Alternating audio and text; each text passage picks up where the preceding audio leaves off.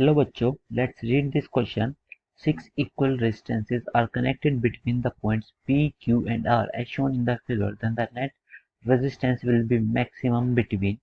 और हमें ये ऑप्शन दे रखे हैं PQ, QR, PR and RS.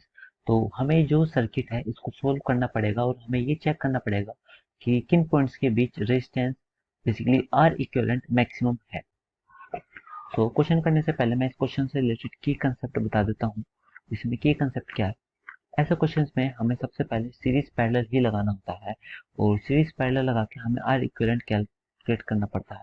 So first steps is to calculate the R equivalent. और आर इक्विवेलेंट सीरीज के केस में क्या होता है कि मैं आर इक्विवेलेंट सीरीज में बताऊं तो ये सबका सम कर देते हैं और पैरेलल में यही अलग हो जाता है आर इक्विवेलेंट. पैरेलल में 1 upon R equivalent is equal to 1 upon R one 1 upon R two सबका रेसिप्रोकल लेके सम कर देते हैं.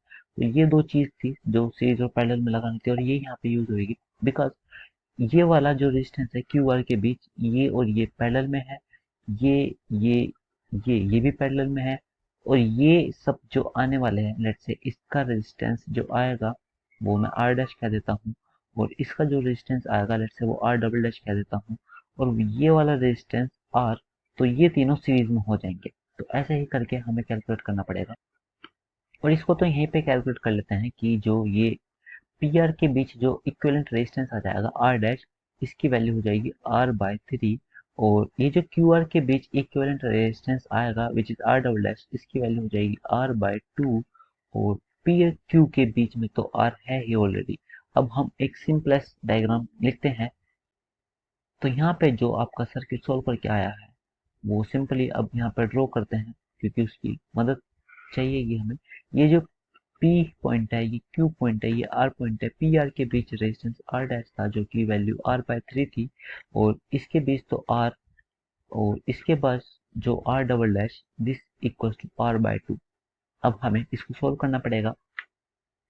हम कैलकुलेट करते हैं फर्स्ट PQ के बीच कितना रेजिस्टेंस है तो फिर ये आ जाएगा. PQ के बीच कैलकुलेट करेंगे तो फिर ये जो दो रेजिस्टेंसेस हैं ये वाले और ये दोनों मिला के पैरेलल में होंगे. मतलब कि मैं अगर देखूं तो R डैश और R डबल डैश सीरीज में है एंड R उसके साथ पैरेलल में है. तो मैं ये लिख सकता हूं कि R into R by 2 plus R by 3 upon R plus R by 2 plus R by 3 और इसको सोल्व कर लेते हैं तो फिर इसकी वैल्यू जो हमारे पास आ जाएगी.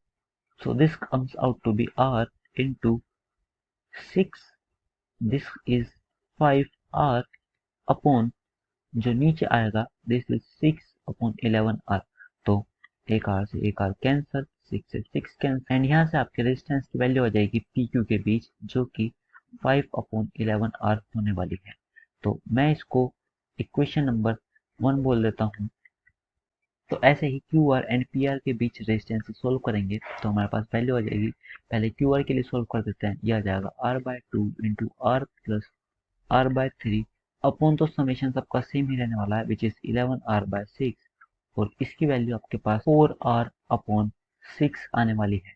तो ये हमारी इक्वेशन 2 हो गई जो QR के बीच रेजिस्टेंस है. ऐसे PR के बीच सोल्व करेंगे इसकी जो रेजिस्टेंस की वैल्यू आ जाएगी this is R by 3 R by 2 plus R upon 11R by 6. अब इसको सोल्व करके वैल्यू 3R बाय 6 आने वाली है. तो ये हमारी इक्वेशन थर्ड हो गई और अब हमें कंपेयर करना है. तो देखो डिनोमिनेटर तो सबका सेम है.